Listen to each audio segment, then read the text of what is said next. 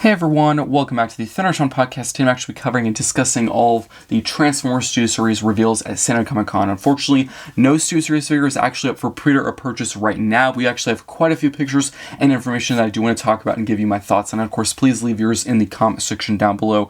That being said, since of course they're actually not up for pre-order, a lot of the figures I'm going to be talking about, there's not a lot of images of, so I might miss a few, details or a few features on the figures. But of course, once they're actually put up for pre-order, I probably will do a follow-up segment with more information and of course more stuff I can actually tell you. But for now, I'm going to give you all that I have, from the news sites and what I know. So let's actually start off with the most interesting of all the Studio Series figures, that being the Transformers Studio Series Commander Class 86 Ultra Magnus. We actually knew we were going to get an Ultra Magnus figure for quite some time, but we had no leaked images, no early images. We were just waiting and anticipating what was it going to look like, and we finally know. I actually think it looks really, really impressive. I do have to say, all the Studio Series figures, from what I've heard and learned, of course, don't quote me on this, I'm just going off of what I've seen, from other Transformer sites. They're saying that these will be going up for pre-order August 24th at the typical time, so 1 p.m. Eastern or 12 a.m. Central Time. So I'm assuming all of them, Commander Class, the Deluxes, the Core Classes, every single Studio Series figure should be up on the 24th of August. So Ultra Magnus just looks so impressive. I'm assuming his price will be $90. That is another thing, since they are not up for pre-order, I do not know the set price, but you can kind of guess on the class size. Typically, Commander Class figures are around $90, $85, kind of varies here and there. He does come with two blasters. He does come with his, shoulder missiles, which actually are removable and can separate. He also does come with several blaster pieces. They pretty much just took the ones from Omega Supreme and included them with this, which I think is perfectly fine, because the only way so far before this figure to get those blaster pieces was to buy Omega Supreme, which is a Titan class. So I think it's fine they're actually including these, because I'm getting tired of seeing the Jetfire ones, because we've gotten so many different variations and versions of that blaster piece. He also does come with a Matrix, and there's actually a really cool feature. I don't fully understand how it works just yet, but from what I've seen, if you do open up the chest, the doors of the kind of Matrix chamber spring, flip open, and then of course you can store the Matrix inside, which I think is a really cool feature. A bit simple, but I actually think it's pretty cool. Also, apparently he does have all of his fingers are articulated, every single one. From what I've heard, it's not, the case where sometimes maybe the pointer finger will have articulation, and then, the other three will be connected together on one hinge. Apparently every single finger, all five, are a separate hinge and have some articulation. I don't know how much, but that's still really cool to see for a Commander Class figure. And the reason why that's an option is because you can actually apparently have Ultra Magnus hold the Matrix, so then you can actually have him trying to open it and light the Darkest Hour, which I think is really cool.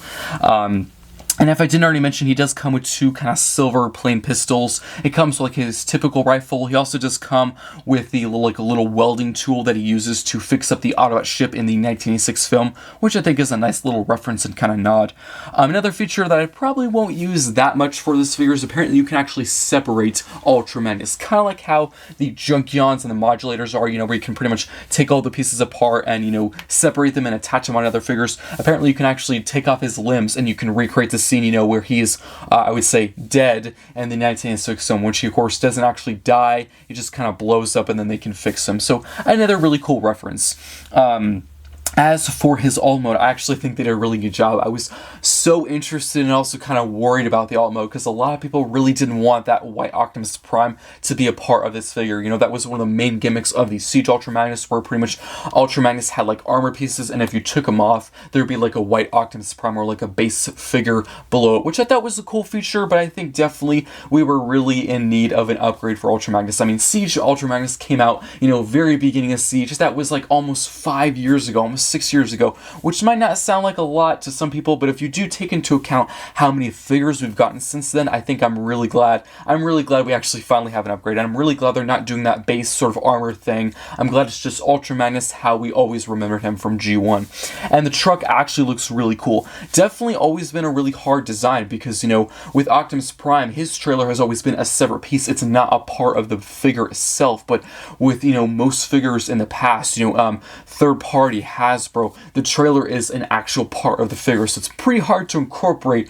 and actually look good, and I think they did an amazing job with this. And there's actually some open space, because I've actually seen some Hasbro ones, some third-party ones, where they do have, the trailer and have it in the alt mode, and it be a part of the robot mode. But typically where it is bad is all the kibble, all the junk is inside the trailer. There's no open gap, because in the G1 show, cars could actually store inside Ultra Magnus. They would pretty much ride along with him like a typical trailer would. But I've seen in the past where all that space is filled in with all the kibble, but they actually were able to compact all that away and have an open trailer for figures to be stored inside. Apparently they said there is you're able to store 2 deluxes on top, and I think they said 1 deluxe on the inside of the trailer and a core class as well. But to be fair, you might be able to do more than that with the inside and the top, because it really just kind of depends on what deluxes you use, because there's some deluxes that are a lot bigger than the others, like Skullgrin, he's a pretty decently sized deluxe, but if you do get like a Netflix Bumblebee, he's like half of a typical deluxe size, so you might be able to do more than that. But yeah, absolutely love the truck. Looks so cool. I don't know, but I have to say this now. I think it would be absolutely awesome if they wanted to put this figure over the top. It's already at the top, but if they wanted to go the extra mile, if this figure had rubber tires like Beachcomber, Legacy of Lucha Beachcomber, he had rubber tires or rubber wheels. If that's the case with this figure, which I don't know, I don't think it is. No one said anything about that. No one's mentioned anything about it. But if they wanted to, if Hasbro is listening, if they want to go the extra mile and have all the wheels be rubber, that would be absolutely awesome. I would love them to do that, but to be honest, I've heard no reports of that, so I don't think it's going to happen. And we do have the box, which is super cool. It's kind of a recreation of the battle scene, in the 1996 film where they're trying to flee the Autobot city, and get on the shuttles, which I think is pretty cool. Really nice action pose of Ultra Magnus, and I do love that Transformers the movie logo, very classic and retro. And on the back, they do have, all the features of, the figure. And he does transform in 43 steps. That's a good, decent amount of steps. And that is pretty much it for Ultra Magnus for now. Of course, there could be so many more features that we don't know of yet. Again, as I said, there's only like 4 or 5 pictures of Ultra Magnus. And once they actually post this on August 24th, there'll probably be 25 plus pictures. So again, make sure you stay tuned for the channel. Once they actually post this up for pre-order, I will do a follow-up segment actually, giving a lot more details and information, because right now we don't have as much as we'd like. But moving on to a core class, we actually do have a sort of Freezer re-release somewhat. I've heard a name floating around. I'm not really sure if that's accurate. I'm not sure if that's official, but it's pretty much like they took the Freezer, from the typical, Stu Series core class Freezer from Rise of the Beast, and they pretty much just re-released it. But there is a mold change. The only change that I can tell is the head. There's actually a huge kind of gash or like slice in the eye, which is cool molding, but I think probably what they should have just done is added that detail to the original one. I don't think we should have to buy 2 to have that, new detail. I probably won't buy this because, truth be told, the original Freezer itself was cool, but the joints were just so loose. The limbs would pop off all the time. The tolerances were the worst. I think the main problem with that figure is every joints and hinge was a ball joint, and the ball joints were so loose, so it's pretty much flopping. Pieces would fall off all the time. So I do hope people, if they can get this figure, hopefully the tolerances are so much better than my copy. Maybe I'll buy this, if I have some spending money or if it's on sale, but for right now, probably not going to. I do like the scope work with the eye. It's actually really cool. It kind of reveals like some endoskeleton. It kind of reveals like some mechanical detailing, which is cool. I don't think that's like a reference to the movie. I think we ever see like a Freezer get his like eye slashed or anything, but it's a cool detail. I think probably what they should have done from the beginning, if I was marketing this or selling this, I probably would have included an alternate head sculpt, because the Freezer, his head is just on a ball joint, so they could have included a damaged head and a non-damaged head. I think that would have been a really good idea, but I do understand, I guess somewhat re-releasing this, because in the movie, if you don't know, Scourge, he had like a whole army of Freezers. He used them a lot. They were like kind of his minions. So if you do an army build, I think this is a really good idea, because then you can actually have some mismatched ones. You can have some that are damaged, you can have some that are not damaged. So definitely, if you have the money and you want to do a huge army building of Freezers and Scourge, this is a really good opportunity for you, but definitely not for a pickup for me. Another core class is actually not as interesting, but definitely one I'll be getting. It's actually the Frenzy, or Red Frenzy, if you want to say it accurately. But they just took, that Series 86 core class Rumble and just put it in red, which I will definitely be getting this because, you have to have Rumble and Frenzy. If you bought Rumble, you're going to get Frenzy and vice versa. If you have Frenzy, you're going to buy Rumble. They just go together. I think this will actually look really cool in the collection. I've always preferred Rumble, but I really do love the red. Really nice silver. There is no new molding, same accessories, the 2 pile drivers, the blasters. I think overall people really like this Minicon, but one of the main things people didn't like about Rumble, and probably won't like about this, is the price, because it's like, I would say, more than half the size of a core class figure. It is pretty small, and that makes sense, he has to fit into Soundwave's chest, it has to be a certain size, but they definitely should have changed the price, because he's pretty much the same price as a core class figure, around, I would say, $15 to $12, so he probably should have been around 8 to 10 maybe. Just a few dollars less would have been better. I know he comes with like 4 accessories, but he is quite small to call a core class. He's more, I would say, Legends class or Micromaster class. So yeah, I do hope maybe they learned their lesson from Rumble, because a lot of people were complaining in the reviews that it was too expensive, which is, funny. That was really the main problem. Like, a lot of people, my review included, if you watched it, I love the figure. I think Rumble was a really good core class figure, but just the main thing that drags it down is the price. Definitely should have been less. Hopefully Hasbro was listening and they changed it with this, but I'm kind of doubting it.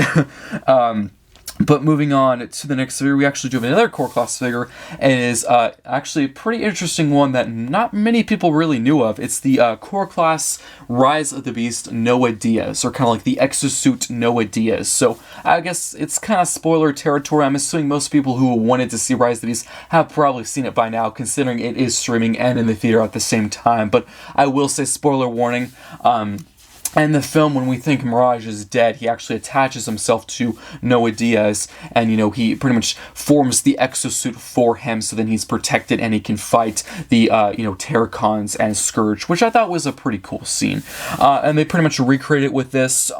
No, it's not 100% accurate, but you do have to understand, if they wanted to make this figure, they have to have it transformed, because they're selling it as a core class. They're not just going to, they could just release a very accurate, exosuit Noah Diaz, but it probably wouldn't transform, because it would be pretty hard to, and he never transformed in the film, so it was pretty hard to make up one and it still actually worked for the character. He does transform into a plane, and no, he never does it in the movie, but considering this is a core class and the budget for core classes is already so low, and it's already a pretty hard character to do, it's understandable that it's not the most accurate. I think maybe an easy way I would have done it if I were to make this was just have him transform into a car, because the original exosuit from the 86 film, Daniel and Spike, they transformed to that little small car thing, on like the planet Junk. So that probably would have been easier, and he wouldn't have huge wings sticking out. I think that's probably what people have the biggest problems with. They don't like the huge wings sticking out the back, which really doesn't bother me. I probably won't be getting this. I think it looks cool. Again, not accurate, but I think it works. I do like the huge blade kind of sword that's sticking out of his forearm and the huge cannon he has. I think that's pretty cool. I think the plane looks okay. No, he never transforms into in the film, but I think it looks pretty cool. Maybe they could use this in the sequel. I don't know. Maybe this is a bit of a hint or a foreshadow of the Rise of the Beast 2. Maybe he'll have the exosuit again. Maybe he could transform into a plane. I don't know. That would be pretty cool. But yeah, overall, pretty cool. And they did show some more images of Mirage, which I probably won't be getting. We actually do have a Rise of the Beast Deluxe, that being at Nightbird, which, I don't know about this one. Actually, for a while, before I saw the images, I was like, yeah, I'm going to buy Nightbird, because I thought she was really cool in the film.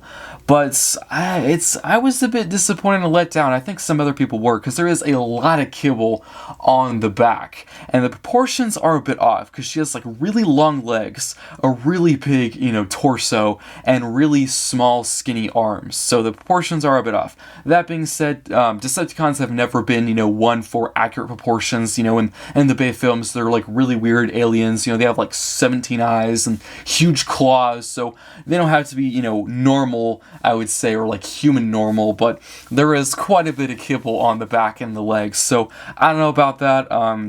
There is only one image of the robot mode that I've found and seen, so maybe of course it's really just from this point of view, because it is kind of an angled picture and it's just a stock photo. So maybe once there is actual, real in-hand images and better images, maybe we'll change our mind, because there is only one image of the robot mode. But overall, it looks good. I definitely think it looks pretty accurate. I do wonder one thing: there is like no wings. She had those really cool kind of thruster wings in the movie. She could fly, which I thought was a really cool feature. She never did that in the G1 show. I do like that stylized, added feature, but I don't really see any wings on the figure. I do see a few like pieces on the back. I'm not sure. Maybe they can like fold up or something. Maybe that's why there's cable. Maybe the wings are like folded up so you can like extend them and compress them. I don't know. But I do hope there is some wings, because that was one of the main kind of attributes or traits apart of her from the film. She used them a lot. And she does have a sword, which also does make me kind of question something, because in the movie she had two swords. Also, they do not look any way, similar to this toy. They were like yellow and like green in the film. This one's just like plain black, which of course definitely not the biggest deal, but it would have been nice if she at least came with two, because she did have two in the film, or if they included like a blaster, even though she never used a blaster in the film.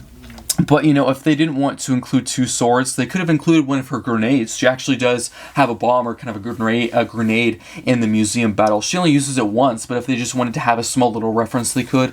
But I do think for the potential and how much should be included with this, I think it is a bit of a missed opportunity, because, going through it, she only has one sword. She had two in the film. They're not accurate. She could have included a grenade. There's no wings that we know of, so there's quite a few missed details and opportunities that they should have done with this. Apparently, it is a licensed vehicle. I'm not a huge, car nerd, so I'm not entirely sure what car it is, but apparently, from what I've heard, it is a licensed car, which is pretty cool. Always good to see.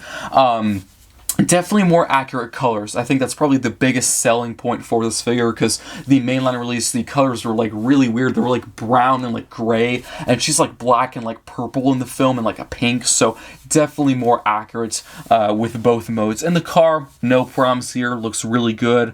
Definitely an improvement where the accessory storage is, because on the mainline, the sword actually becomes the back fin piece, which you might have liked, but I didn't really like that. So definitely better on this one. The car looks actually really, really cool. And just going back to the swords, it is kind of funny, because on the front of the box, there's some really cool artwork or kind of a CGI render of Nightbird, and she does have her two kind of yellowish-orange swords, but you ain't gonna get those with the actual toy, so a bit disappointing with that. But now, moving on to the next figure. I do want to quickly cover an Amazon exclusive pack, but I think I'll probably save that for the end. I'm going to quickly cover, there was an Amazon exclusive 4-pack. It was kind of like a sort of sequel or kind of a continuation. They did the 15th anniversary Transformers 1 Autobot pack. It had like Optimus, Ironhide, Ratchet, and Sideswipe, and now they're going to do that for the Decepticons, but I'll cover that at the very end. But now for the next figure, we actually do have one that was kind of expected for a while now. They just took the 86 Ironhide and made it into a Ratchet. So there is a brand new head sculpt, and I'm pretty sure that's the only new molding. He comes with those same silver pistols, and they say that the Autobot symbols are called the Autobot symbol of life. I think that's what it's called. So kind of a little cross symbol sort of with the Autobot symbol in the middle, which I think is pretty cool. And yeah, I thought the Stu Series Ironhide was a good figure. I had no problems with it.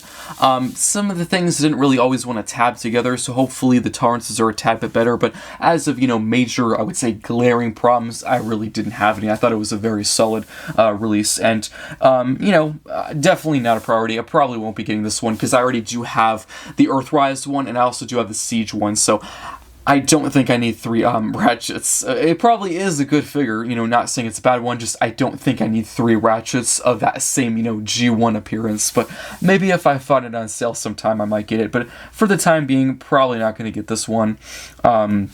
And will most likely transform in the exact same way, in case you're interested. But getting into the exclusive pack, it comes with Barricade, Megatron and Starscream, and I'm pretty sure Blackout, which I know some people had a problem with. People wanted to include Bone Crusher and Brawl, because apparently, from what I've heard, those are like the two more rarer figures of the Decepticons from Stu Series, and that was probably why the first 5-pack or 4-pack was so successful, because they put Ironhide in there, and Ironhide is probably one of the most scalped rare Stu Series figures on the aftermarket like ever. He's worth like $100 on the aftermarket, and of course that changed when they actually re-released it into that pack. So that's probably why people wanted Bone Crusher and Brawl, because they're really hard to get their actual mainline releases of. I think that's probably what they should have done. I think maybe what they could have done is taken Blackout out, because I've heard he is a good figure, but we just got the MPM Blackout. We also do have Grindor, and we also do have the mainline Blackout. So there's been like 3 different like variations or versions of the character. 2 mainline ones and a Masterpiece one. So I don't really think we need 4 on the market of Blackouts. So I think they probably should have taken a Blackout out, and he is a leader, and they should have put in Bone Crusher and Brawl in to take his spot. I think that probably would have been better. But I do think, I have heard people do like Barricade being in there, because he also is quite popular, so that is good. And from what I've heard with Megatron, people really do not like this mold of Megatron, so I don't know how successful this is going to be. But the Starscream looks cool. I actually think I did used to own the Stu Series Starscream, but this is the, movie 1 appearance. I have heard, I'm not sure if this is accurate, I have heard the head sculpt on Megatron is actually taking the Revenge of the Fallen one and attaching on there, but the body is the movie 1 appearance. I'm not sure if that's true, but I've seen some, news sites and some articles saying that. I'm not sure if that's just news or rumors or anything. But overall, it's a fun pack. Definitely, very accurate to the first movie. I definitely won't be picking this up, but I think if I were to sell this, I definitely would have done some things different. The Megatron, no really, I would say, complaints there. People just don't like the mold in general, but they have to include some Megatron. Starscream is fine, definitely have to have him. Barricade, of course. I think probably the main issue is Blackout, because I really don't think they've ever, re-released or put out Bone Crusher or Brawl at all. Like, I know they had that Nest Bone Crusher, but, that's not the classic deco people want. But as far as, like, mold changes, I don't think there's really any heavy mold changes, besides the change of head for Megatron. But for, Starscream, I think there might be some added paint apps. Same goes for Blackout and Barricade, but no huge changes there.